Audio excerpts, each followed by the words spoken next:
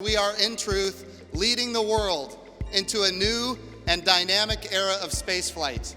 The nation is proudly behind us in this endeavor, and I am happy to announce that President Donald Trump's fiscal year 2021 budget request invests in NASA more than $25 billion.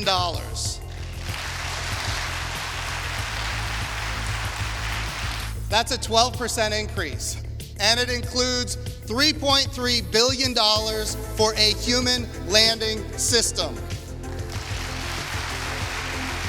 This is a 21st century budget worthy of 21st century space exploration and one of our strongest budgets in NASA history. Orion is the first human spacecraft we've built for deep space missions in over a generation. After final testing is complete, the Orion will be returned to the Kennedy Space Center and be stacked atop the Space Launch System in preparation for the Artemis 1 mission. The Space Launch System rocket is the foundation, with more than 1,000 large and small businesses in 44 states contributing to the design and the assembly. The Sls Rocket is, in fact, America's rocket.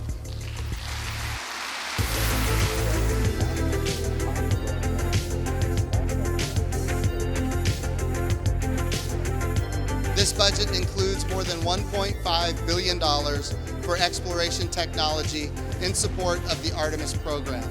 The 2021 budget also strongly supports planetary science, including providing funds to study the celestial bodies around us like never before. Motor stable at 400. The 2021 budget fully supports aeronautics research that enables breakthroughs, such as our X-57 all-electric experimental airplane. We are also moving forward on the testing of the low-boom flight demonstrator, with an anticipated first flight in 2022. This year, we must build on our success by continuing to devote ourselves to the agency mission.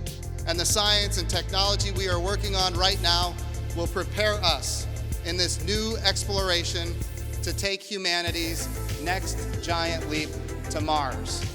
Friends, we are the Artemis Generation, and we are going.